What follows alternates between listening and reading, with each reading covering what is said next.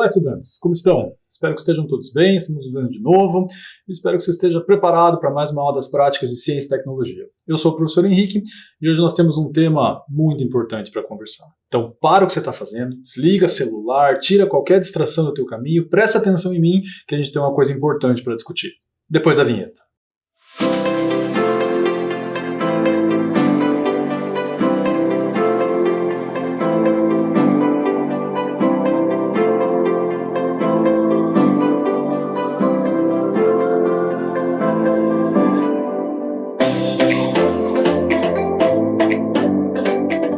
Pois muito bem, mas antes da gente começar a falar sobre o nosso assunto especificamente de hoje, eu quero abrir essa nossa aula com um pequeno puxão de orelha. Você lembra que no final da aula passada eu falei que você poderia, se você quisesse, escrever para mim, escrever para a gente, para o nosso e-mail, que vai aparecer de novo no final da aula, mandando alguma dúvida, alguma coisa que você tenha curiosidade, que você queira saber, que ache interessante? Pois é, a gente teve um número muito reduzido de respostas, isso é muito ruim. Por quê? Porque eu escuto de vários alunos meus, que estão errados, eu acho, mas eu escuto de vários alunos que a escola tem temas desinteressantes, que ela trata de coisas que não interessam para ninguém, que elas não respondem às dúvidas que as pessoas realmente querem saber, e eu pergunto para você, e o que você realmente quer saber? Por que você não me manda o que você realmente quer saber? Escreve para mim. Se você não quiser que eu projete o teu nome, você fala, eu estudo na escola tal, mas eu não queria que o meu nome aparecesse. Sei lá, vai que você tem vergonha que apareça o teu nome aqui. Eu acho que fazer uma pergunta inteligente não é vergonha nenhuma, mas se você tiver, tudo bem, eu não coloco. Mas a única pergunta que eu recebi foi essa aqui que está aparecendo atrás de nós, que eu nem tenho certeza se foi um aluno do Fundamental 2 que fez. Eu presumo que tenha sido pela maneira como a frase está redigida, mas pode ser que tenha sido uma criança menor que tenha tido auxílio para escrever, né? Achei a pergunta boa, vou respondê-la, mas conto com a sua participação, enriquece a nossa aula, né? Tem muitas dúvidas boas por aí. Por que o mar é salgado? Qual a diferença entre a Coronavac, a Pfizer, a Janssen e a AstraZeneca? Qualquer uma dessas dúvidas está valendo. Manda pra gente. A gente para um momento da aula e responde as suas perguntas. Não precisa ser a aula inteira sobre isso. Mas vamos tentar fazer uma hora da curiosidade para responder coisas que todo mundo acha interessante. Por que não? A escola é para isso também, né? Para tirar nossas dúvidas, para a gente ter um pouco de segurança na resposta que a gente está obtendo. Mas enfim, um aluno que não se identificou, e o e-mail é incompreensível, é um nick qualquer, né, não é o nome de alguém especificamente, não falou idade, não falou o nome, me mandou mais ou menos esta pergunta que está aparecendo aqui atrás. Né, se é verdade que foram encontradas bactérias alienígenas fora da Terra. E a resposta é não. Ou pelo menos não sabemos se são bactérias alienígenas. Foram encontradas bactérias na estação espacial. E a NASA, ela se pronunciou muito pouco com relação a isso, ela deu muito pouca importância para essa notícia. E eu fiquei pensando, mas por que ela deu pouca importância? Eu fui ler a notícia original. Ela deu pouca importância porque essas bactérias não são alienígenas, não são extraterrestres. São bactérias que muito provavelmente foram levadas, foram carregadas junto com os astronautas, foram carregadas, né, na boca, no nariz, na pele, né, e acabaram sobrevivendo na estação espacial. E é isso que é interessante. O fato delas conseguirem sobreviver num lugar tão bizarro, né, tão difícil de sobreviver quanto a estação espacial é uma coisa que nos chama atenção. Porque essas bactérias, provavelmente elas poderiam nos ajudar a fertilizar o solo em Marte, na eventualidade do ser humano realmente colonizar Marte, como a gente discutiu no ano passado. É uma realidade isso? Realidade não, mas é uma possibilidade. E essas bactérias podem sim serem grandes aliadas nesse processo.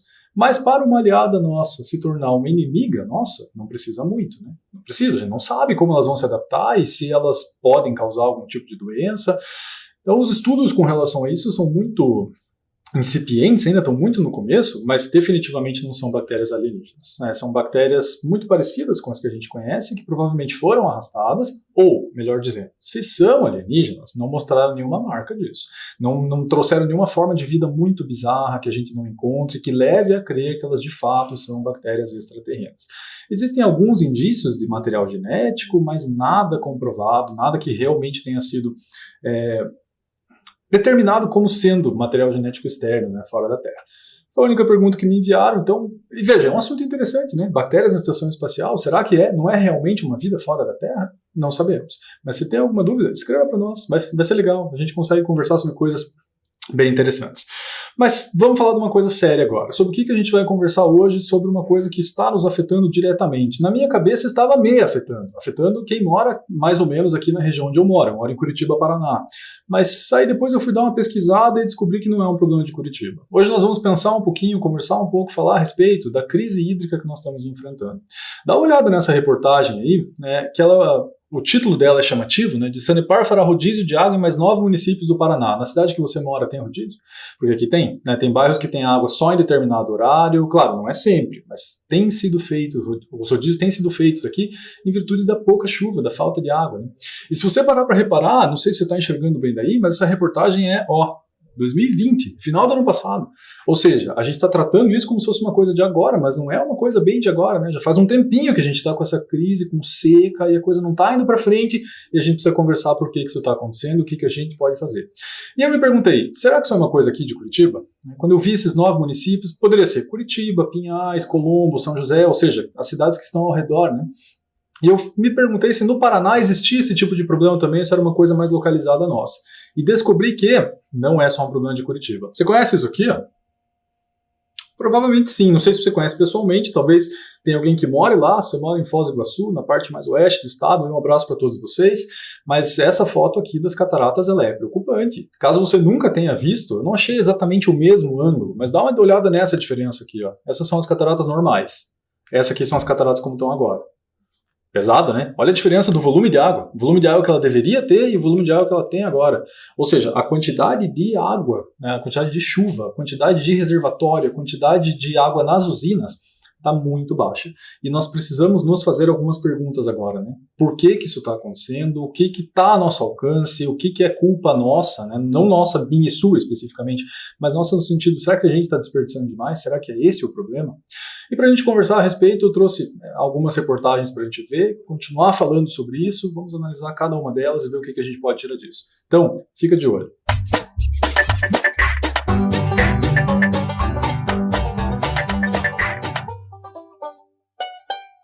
E aí? Agora que a gente está de olho nisso, viu que essas reportagens foram publicadas, viu que isso é um problema do estado do Paraná e eu diria mais, do sul do Brasil, nós temos que nos fazer algumas perguntas. Primeiro, é grave mesmo? Ou não? A gente está fazendo tempestade num copo d'água, com o perdão do trocadilho com a água. É preocupante de verdade ou não? Não é nada que a gente já não tenha enfrentado antes. Porque a gente já passou por crises hídricas. Você provavelmente não sabe disso, mas há mais ou menos 20 anos atrás, por volta dos anos 2000, o Brasil sofreu uma crise intensa de falta de água, de apagão, que a gente vai falar um pouquinho mais para frente na aula. Mas essa é a pergunta, né? Vai fazer falta? E essa água que vai fazer falta estaria sendo usada para quê? Só para a gente tomar? Ou tem outros problemas? Será que a indústria vai sentir falta dessa água? Será que a agricultura vai sentir falta dessa água? Será que a pecuária vai sentir falta dessa água? Ou, mudando a nossa pergunta, para que é que nós usamos água de verdade? Para a gente não ficar na discussão rasinha, assim. Para que a gente usa água? Para beber, usamos água para tomar banho, mas para quê? O forte da água é usada para quê? Essa é a nossa dúvida e a curiosidade da nossa aula vai girar em torno dessa pergunta. Para que é que a gente principalmente usa água e como que a falta dessa água vai nos impactar? Certo? Vamos dar uma olhada nisso pensando nessa pergunta e mantendo essa curiosidade em mente? Me acompanhe.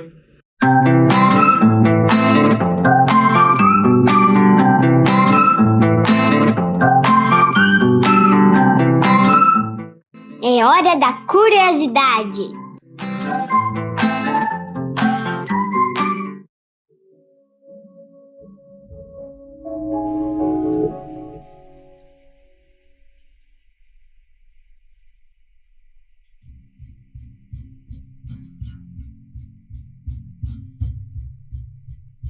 A existência de água não é uma condição necessária apenas para a vida, mas também para o surgimento de civilizações. As populações humanas sempre se fixaram ao longo de bacias hidrográficas. As primeiras surgiram na Mesopotâmia, entre os rios Tigres e Eufrates. Os egípcios construíram suas cidades e desenvolveram sua agricultura na bacia do rio Nilo. Os hebreus surgiram na bacia do rio Jordão e os chineses se desenvolveram às margens dos rios Azul e Amarelo. Atualmente, isso não é diferente. As maiores cidades do mundo estão sempre próximas de grandes bacias hidrográficas. A importância da água vai além do seu consumo humano. Ela é fundamental para a agricultura, geração de energia, atividades fabris, saneamento básico, entre tantas outras aplicações. Mas você sabe quais atividades consomem a maior parcela da água no Brasil? Talvez você pense ser o consumo para beber. Bem, aqui no Brasil, a atual legislação determina que a prioridade seja sempre para o abastecimento humano e animal. Porém, O consumo humano corresponde a apenas 10% de todo o consumo de água no Brasil. Em seguida, quase empatado, vem o consumo animal. A pecuária, por exemplo, corresponde a 11%. E as indústrias? Elas consomem 7% de toda a água. Então, para onde vai todo o resto do consumo? A resposta é a agricultura. A irrigação para a agricultura é responsável por 72% de todo o consumo de água no Brasil. A vida em nossa sociedade exige cada vez mais energia elétrica. E aqui no Brasil, a água tem um papel importante na obtenção de eletricidade. Historicamente, o Brasil usa uma matriz energética baseada no fluxo de água. Ou seja, dizemos que a matriz energética brasileira é hídrica. As fontes de energia podem ser primárias ou secundárias. As fontes primárias são aquelas que naturalmente fornecem energia. Já as fontes secundárias são artificiais, provenientes da energia transformada pela ação humana por meio dos equipamentos e sistemas de engenharia. Por exemplo, um rio é uma fonte de energia natural, portador de uma energia primária denominada hidráulica. Já a usina hidrelétrica é uma fonte de energia artificial, que transforma a energia potencial e cinética hidráulica em eletricidade. É por isso que aqui no Brasil, períodos de estiagem podem alterar os valores das tarifas de energia elétrica, pois quanto menos águas nos reservatórios, menor o potencial de gerar energia elétrica.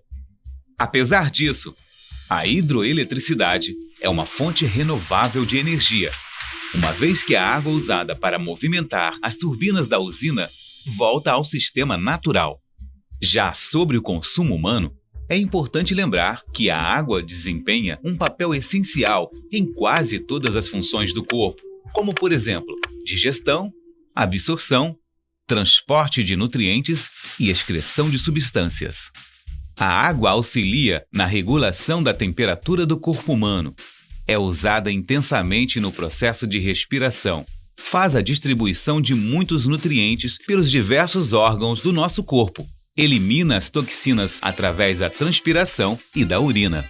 Já vimos que a quantidade de água que se deve beber depende da constituição física, do nível de atividade e da umidade do ar.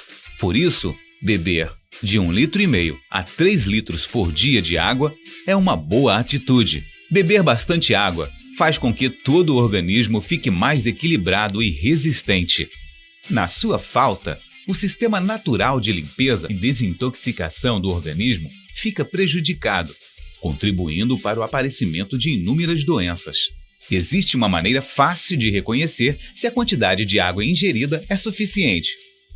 Quando a urina é eliminada em grandes quantidades e tem uma cor clara, a quantidade de água é suficiente. Se, pelo contrário, a urina é eliminada em pequenas quantidades e tem uma cor escura, é necessário aumentar o consumo de água. Agora vamos falar da atividade humana que mais consome água: a agricultura. E temos duas notícias sobre isso. A boa notícia é que a irrigação permite o abastecimento mundial de alimentos, aumenta a produtividade e a oferta de produtos agrícolas. A má notícia é que também é um insumo que mais desperdiça outro recurso essencial à vida: a água. A agricultura é vista pela Organização das Nações Unidas como alvo prioritário para as políticas de controle racional de água. Segundo esta organização, cerca de 60% de toda a água utilizada em projetos de irrigação são perdidas por fenômenos como a evaporação. Ainda, segundo o órgão, uma redução de apenas 10% no desperdício de água em irrigação poderia abastecer o dobro da população mundial dos dias atuais. Apesar da agricultura irrigada ser o principal uso no país, e por isso requerer maior atenção dos órgãos gestores, visando ao uso racional da água, ela resulta em aumento da oferta de alimentos e preços menores em relação àqueles produzidos em áreas não irrigadas, devido ao aumento substancial da produtividade. Ou seja, a água é fundamental não só para o consumo humano ou a geração de energia elétrica, mas ela é também indispensável para garantir a nossa alimentação diária. Então pense nisso e não desperdice alimentos. E aí? Tá com fome?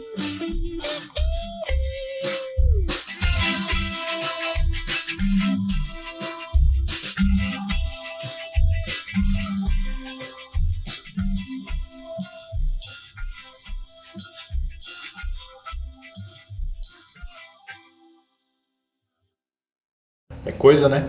Viu quanta água é utilizada e para que ela é utilizada? Eu gostei bastante desse vídeo. É curioso, né? Quando a gente acha um vídeo de animação, assim, muitas vezes quem olha de sobreaviso acha que é vídeo para criança, acha que... e não é. Tem informações bem importantes lá mostrando que principalmente a agricultura, a agropecuária, é o que mais utiliza da nossa água, né? Então sim, evidente que ela é importante para a gente tomar, evidente que ela é importante na indústria, para tomar banho, para limpeza, para um monte de coisa, mas veja quantos setores vão sofrer. Então sim, a falta da água é preocupante, sim. A gente tem que entender as razões que estão fazendo com que isso aconteça e ver se tem algo que a gente possa fazer. Mas antes de discutir se tem algo que a gente possa fazer, vamos dar uma relembrada nas características da água, né? Por que ela é tão importante para nós? Eu coloquei aqui 3 características que eu acho fundamentais que você saiba. Primeiro, a água é um solvente universal. O que é solvente? Primeiro, o que é universal? Universal significa algo que vale para o universo inteiro. É óbvio que isso é um exagero, mas normalmente você usa isso quando você quer dizer que todo mundo concorda. Então, sei lá, uma opinião é universal quando? Quando todo mundo pensa mais ou menos do mesmo jeito. Então a gente diz que a água é um solvente universal porque ela se comporta do mesmo jeito com quase todos os tipos de substância. De que jeito você está falando? Como um solvente. O que é um solvente? Alguém que dissolve. Ou seja, quase qualquer coisa que você jogar na água se dissolve. Ela dissolve grande parte das coisas. Isso é bem importante. Normalmente quando você fala isso, as pessoas pensam, os alunos em geral, pensam em coisas sólidas. Você está falando que se jogar um pouco de sal na água ele dissolve, né? Se jogar um pouco de açúcar ele dissolve. Sim, estou falando disso. Mas você já parou para pensar que a água é capaz de dissolver coisas nos 3 estados físicos? Que ela dissolve o que é sólido, se você jogar lá dentro, ela dissolve o que é líquido, se você jogar lá dentro, com exceções, é claro, e dissolve o que é gasoso. A maior parte dos alunos esquece desse fato. Porque um peixe respira como? Claro, tem peixe que tem pulmão, né? Que sobe e respira com o oxigênio que você também respira. Mas grande parte deles retira o oxigênio que está dissolvido na água. Ou seja, sem água é muito difícil que você tenha alguma forma de vida porque ela faz muita coisa, dissolve muita coisa, entra em muito processo metabólico. Por isso que na aula passada a gente discutiu que uma das características necessárias para a gente dizer, talvez nesse planeta tenha vida, é a presença da água, principalmente da água líquida, né? Numa temperatura mais ou menos como essa que a gente tem aqui na Terra. Então ela é muito importante por isso, porque ela é um solvente universal. Além disso, ela é parte componente dos seres vivos, e é a maior parte dos seres vivos, de grande parte deles ela é quase 100%. Né? Tipo, o organismo é quase que só água, sobra um pouquinho de outras coisas. Né? No nosso caso, grande parte do nosso corpo é feito de água também, então ela é um componente forte de todos os seres vivos. E uma coisa importantíssima para chamar a sua atenção, pode parecer um termo, mas não é terminologia não. Dizer que a água é utilizada não é consumida. Em que sentido ela é utilizada não é consumida? No seguinte sentido, eu coloquei um infográfico aqui que mostra como é que a água está disponível para nós. Então repare que tem 97,5% nos mares e oceanos, 2,5% da água doce. Então do total, só 2,5% água doce. Aproximado, tá? Esses valores aqui são aproximados. 0,04% na atmosfera, 77,2% nas geleiras, calotas polares, icebergs, 22,4% no subsolo e 0,36% nos lagos, rios e pântanos, que é normalmente a que a gente está atrás, né? Água de um lago, água de um rio, né? Que é mais fácil para a gente ter acesso. Ou seja, embora o planeta Terra tenha muita água, tem pouca água disponível para a gente. Tem pouca, não é muito, é menos de 1%, como você viu agora, que assim, é relativamente fácil de obter. Leve em consideração que obter a água não é só pegar e tomar. Você ainda precisa tratar, você ainda precisa limpar, garantir que ela esteja em condições de ser consumida. Isso não é muito fácil. E leve em consideração ainda que uma coisa que as pessoas falam bastante não está correta. E é isso que eu quero deixar claro. Que a água na Terra vai acabar. Não, não vai. A água na Terra nunca vai acabar. Mas a água acessível, a água doce, a água potável, essa sim corre o risco de acabar. E aí a gente vai ter que recorrer a coisas que hoje são pouco práticas e muito caras, né? Como, por exemplo, dessalinizar o oceano, derreter alguma coisa de calota, de iceberg, coisa parecida, sendo que talvez a nossa preocupação fosse deixar de sujar, usar de forma mais consciente, né? Mas dá uma olhadinha nesse ciclo aqui, Esse aqui é o ciclo da água, não sei se você se recorda dele. O ciclo da água é rapidinho. Essencialmente, assim, a água evapora e chove de novo. Se a gente fosse resumir o ciclo da água, é isso: evaporação e precipitação. Então, os seres vivos transpiram, tudo evapora à medida que recebe uma certa quantidade de calor, e aí isso se condensa lá em cima, chove, e o que vai acontecer com essa chuva eu não sei. Ela pode infiltrar e virar um lençol, ela pode abastecer um mar, um rio, um lago, mas esse ciclo aqui, ó, dela descer, subir, descer, subir, descer, subir, é uma coisa muito frequente, muito importante para nós aqui na Terra. Para você que é um pouquinho mais velho, talvez já tenha ouvido falar que a água tem ciclo curto e ciclo longo. Dá a impressão que esse é o longo, né? Pelo tamanho dele, a figura é grande, tem várias flechas, mas não, você está falando sempre da mesma coisa. Água escorrendo, descendo, né? Precipitando, escorrendo para dentro, evaporando. Repare que tem algumas flechas para cima, outras para baixo, e até algumas laterais aqui, né? Mostrando a queda. Mas todos eles estão falando a mesma coisa. Agora, quando tem seres vivos na jogada, se eu tivesse desenhado aqui, seria um ciclo um pouco mais longo. Por quê? Porque quando eu bebo água, essa água vai ficar quanto tempo dentro de mim? A resposta é: não sei. Grande parte das pessoas responde que ela vai ficar 20 minutos, meia hora, né? Porque é o tempo que você leva para querer ir no banheiro. Você tomar bastante água, uns 20 minutos, um pouco mais, um pouco menos, já está com a bexiga cheia. Mas se você respondesse isso para mim, você estaria pressupondo que a água que eu tomo vira urina. Mas isso não é verdade. Parte dela vira urina, mas não é 100% da água que eu tomo que vira urina. Parte dela vai entrar no meu corpo e não sei o que ela vai fazer. Ela vai ser componente do meu sangue, ela vai entrar no meu tecido ósseo, ela vai lubrificar as minhas articulações, ela vai virar lágrima, ela vai virar saliva, eu não sei o que ela vai fazer. Grande parte da água que entra no meu corpo fica no meu corpo por anos. Esse é o ciclo longo, né? Que tem a participação dos seres vivos. Quando não tem muito ser vivo, é o ciclo curto. Aqui tem, né? Tem uma árvore aqui, mas ela não está exatamente participando no sentido de ingerindo, permanecendo, pelo menos isso não está bem mostrado aqui.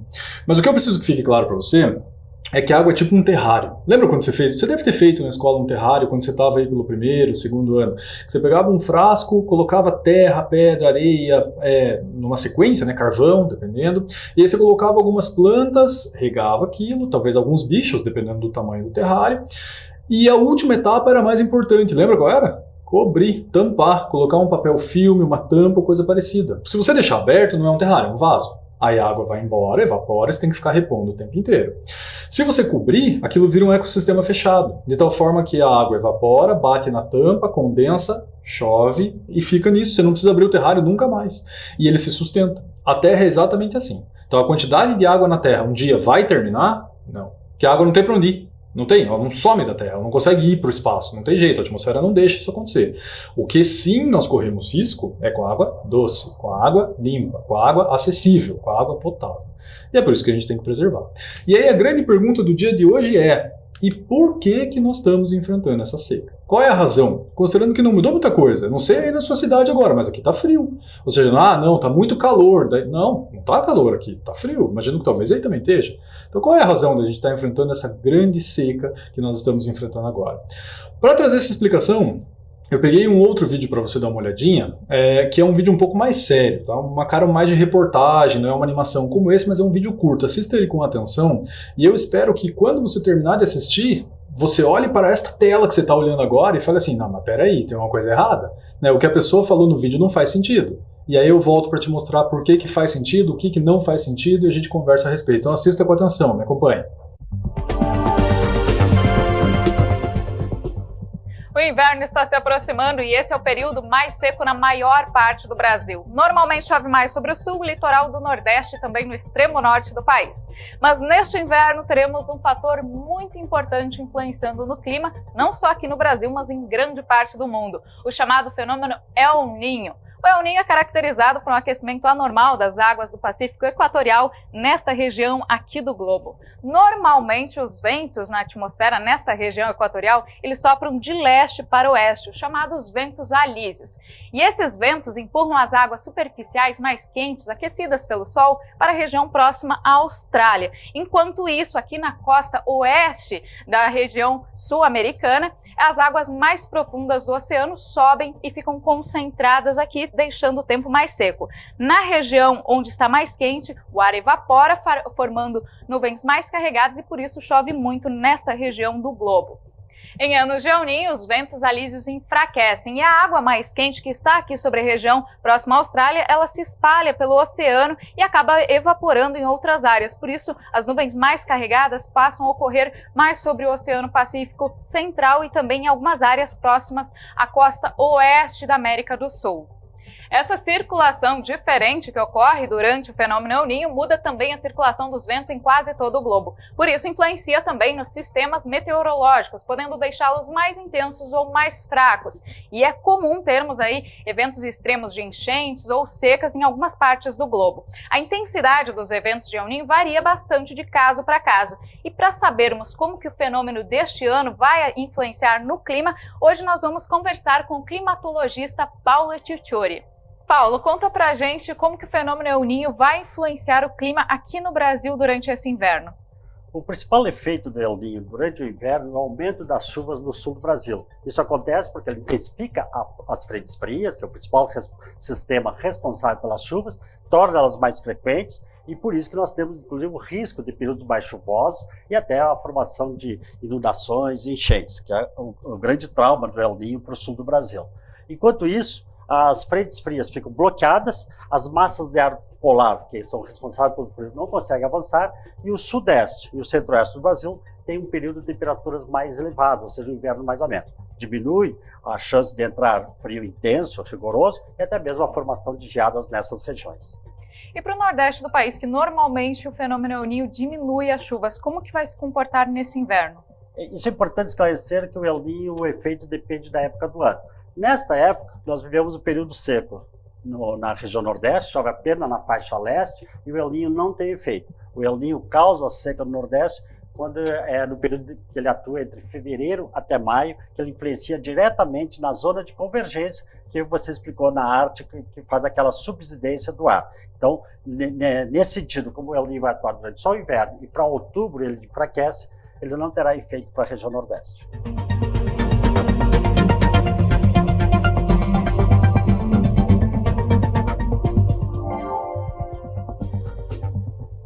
Percebeu? Se você não percebeu e está me assistindo pelo YouTube, volta e assiste de novo, que eu acho que você não prestou atenção. Porque o que foi falado nesse vídeo é uma coisa que é ensinado pra gente nas escolas, né? Que existe um fenômeno chamado El Niño, e esse El Niño faz com que chova bastante no sul. E aí eu vou te explicar essa pergunta aqui, ó. Por que nós estamos enfrentando essa seca? E de repente eu te lanço um vídeo dizendo que é por culpa do El Niño, que é um fenômeno que faz chover bastante no sul. Tem uma coisa errada, né? Se a gente está numa época de El Niño, não devia estar chovendo bastante? E não, a gente está numa seca muito grave, assim, ó, dos últimos anos, talvez a pior, né? Não sei exatamente qual é essa estatística, mas certamente a pior, ou uma das piores, né? Então, o vídeo não faz sentido. Mas é que clima é um assunto bem difícil, porque tem muitas coisas que influenciam o clima de uma região. E de um país. O Brasil é um país enorme. Então, coisas como o aquecimento global, a temperatura dos oceanos, o desmatamento na Amazônia, tudo isso influencia muito no clima, né? No clima como um todo, do globo como um todo. Então, você colocar só o El Niño na jogada, talvez não seja suficiente. E tem uma coisa aqui, não sei se você sabe, né? Mas se não, gostaria de compartilhar isso com você agora. Existem dois tipos de El Niño. Repara nesse mapa aqui, ó, que ele está meio confuso. Dá uma olhada nele e me responda. Onde que é a África nesse mapa? Você acha fácil? Ela está difícil de achar, principalmente pela razão que ela não está mostrada, né? Esse mapa aqui está deslocado para lá. Então repare que esse oceano aqui é o Pacífico. Então vou pegar um outro mapa para a gente se achar melhor. Ó, repare aqui, ó, América, Austrália. O mapa que a gente está acostumado a ver é tipo esse aqui, né? Esse é o mapa que a gente costuma ver na escola. Então a gente não está olhando este lado aqui, ó. A gente pegou esse mapa e deslocou como se fosse o globo aqui fechado, jogou a Austrália para o lado de lá e está olhando daqui para lá. Então, quando eu vou falar do aquecimento do Pacífico, procure lembrar que o Pacífico é esse oceano, e não esse. Esse aqui é o Atlântico, tá? Então, esse mapa aqui, ele tá meio confuso de se entender, perdão. Esse aqui está confuso, mas eu acho que dá para entender. O que foi falado no vídeo? Que tem ventos chamados ventos alísios, que são decorrentes da elevação da temperatura do Pacífico, que provocam bastante chuva no sul. Isso é verdadeiro se você considerar um tipo de El Niño, que tem dois. Dá uma olhada nesse aqui, ó. Esse aqui se chama El Niño Central. O que acontece no El Niño Central? As temperaturas do centro do Pacífico aumentam, e aí você cria realmente essa corrente para lá, mas aí, nesse tipo de situação, nesse tipo de El Niño, a chuva se concentra aqui, ó, na região centro-oeste e na região norte. O que o pesquisador lá no vídeo está falando, e talvez seus professores de geografia ao longo da sua vida falaram, e eles não mentiram para você, eles falaram a verdade, é que existe um outro tipo de El Niño que é mais frequente, mas não é o que a gente está passando agora, que é o El Niño Leste. El Niño Esse nome significa literalmente o menino, né? Por quê? Porque ele foi identificado por pescadores do Peru, uma região mais ou menos por aqui, assim, ó, perto do Equador, não está bem mostrado aqui, que eles separavam que perto do Natal a temperatura da água subia e ficava difícil de pescar. E eles atribuíram essa dificuldade, não atribuíram, né? Mas associaram com a data do Natal. E o que se celebra no Natal? O nascimento do menino Jesus. Para quem é cristão, evidentemente. Percebeu a expressão que eu usei? Não falei o nascimento de Jesus. Eu falei o menino Jesus. Agora põe isso em espanhol. Vira El Niño. Né? Então, o menino, é por isso que ele chama assim. Né? Porque acontece, foi detectado pela primeira vez perto do Natal. Esse El Niño Leste que acontece, ele é um pouco diferente. A elevação da temperatura não é no centro do Pacífico, né? Ele é um pouco mais perto da borda. De tal forma que aí acontece exatamente o que ele previu, o que o cara no vídeo falou, né? Ele falou que se formam esses ventos e aí olha onde chove muito. No sul do Brasil. E não chove quase nada no Nordeste e no Norte. Que é uma coisa que já aconteceu muitas vezes, mas não é o que está acontecendo agora. Nessa reportagem que eu peguei aqui, o título está aqui em cima, o que provocou a falta de chuva, repare, no Paraná. Deixando torneiras de lavouras secas, entrevistaram uma professora da Universidade Federal, chamada Alice, o nome dela está aqui. Ó. E ela falou que nesse momento nós não estamos com o El Niño Leste, nós estamos com o El Niño Central, com esse tipo aqui. Ó. Então, olhando para esse mapa, aonde que deve estar chovendo bastante? Nessa região, na região norte e na região centro-oeste. E aí você me pergunta, e tá chovendo? Tem evidências para a gente dizer que isso está acontecendo? Olha, chegue à sua própria conclusão. Tem evidência? O Rio Negro, que é em Manaus, assim como não é só, né, mas está lá nessa figura em Manaus, assim como Solimões e vários outros da região, repare, maior nível na história, maior cheia em 119 anos. Ou seja, infelizmente lá eles estão debaixo da água. Aí o que é melhor, o que é pior, eu deixo você julgar. Se é melhor chover muito ou se é melhor chover pouco. Mas nós estamos sofrendo com a falta da água e eles estão sofrendo com o excesso. O que me leva a crer que a pesquisadora tem toda a razão. A gente deve, ou pelo menos um dos fatores que a gente deve estar enfrentando, esse tal desse El Niño Central, que está fazendo chover bastante no norte do Brasil e pouco no sul. É a única explicação? Evidente que não. Não tenho dúvida que não é a única explicação. Mas me parece uma boa explicação. Então é um fenômeno meteorológico e a gente não tem culpa disso. Né? Mas certas coisas poderiam ser feitas, né? Como, por exemplo, evitar o desmatamento, baixar o aquecimento global. Certamente tudo isso influenciaria muito no clima do que a gente está passando agora. E uma coisa que eu achei curiosa na reportagem, que essa mesma professora Alice comentou, e que eu estava me perguntando quando estava preparando essa aula para você, é o seguinte, falando, isso é novidade? Né? Descobriram agora esse El Niño Central? E ela falou, a gente está avisando que essa estiagem é a mesma coisa que seca. Tá? A gente está avisando que essa estiagem vai acontecer e já está acontecendo, a gente está avisando isso há muito tempo, me admira ninguém ter feito nada. E aí eu parei para pensar que talvez ela tenha uma certa razão e fui atrás de dados para te mostrar se isso é verdade. Olha o desespero, que é este mapa aqui. Ó. O que está escrito aqui, não sei se você consegue ler aí da sua casa. Estiagem, então seca. Recorrência, há quanto tempo ela vem acontecendo? Ela é frequente. Leve, moderada, forte e extrema. Olha só quanto do mapa tem essa última cor aqui. Ou seja, o Paraná, a grande faixa central dele aqui, está passando por uma estiagem recorrente, ou seja, sempre tem um pouco de seca nos últimos 50 anos. Então, não é novidade, é que agora a coisa começou a ficar grave de verdade. Assim. Mas ela já é grave há muito tempo, a gente já devia estar pensando nisso há muito tempo. E não está. E eu pergunto, por que não está? Não tenho a menor ideia por que não está. Já devia estar se falando disso há muito mais tempo e a gente preocupado com isso há muito mais tempo, porque como que a gente vive sem água? Não vive, né? Não tem jeito de viver sem água. E isso tem impactos maiores do que talvez você esteja pensando, porque a falta de água, ela não gera só problema de faltar na torneira e eu não ter para beber, não ter para lavar a mão, não ter para tomar banho, que sim é um grave problema, não quero dizer que não. Especialmente porque nós estamos na pandemia, temos que constantemente lavar a mão, tomar banho, né, higienizar os objetos e tal, todo mundo sabe disso. Mas é um grande problema, talvez você nunca tenha parado para pensar nisso, por causa disso aqui, ó. Da matriz energética do país. ANA é a Agência Nacional de Águas. Ela declarou situação crítica de escassez hídrica na região da Bacia do Paraná. E aí você me pergunta, tá, e daí? Você lembra daquela imagem que eu mostrei no início da aula de Itaipu?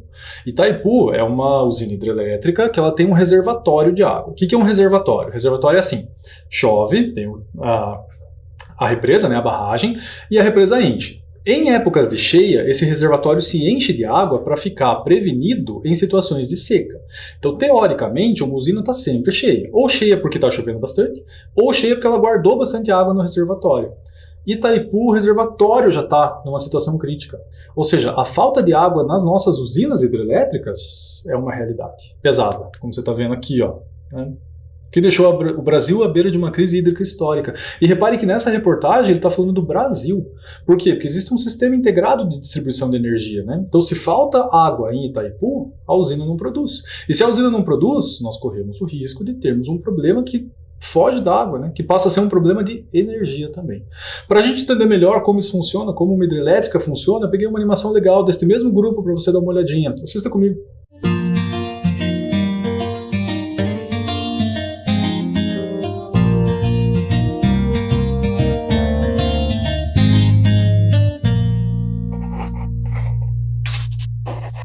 A segurança de barragens no Brasil.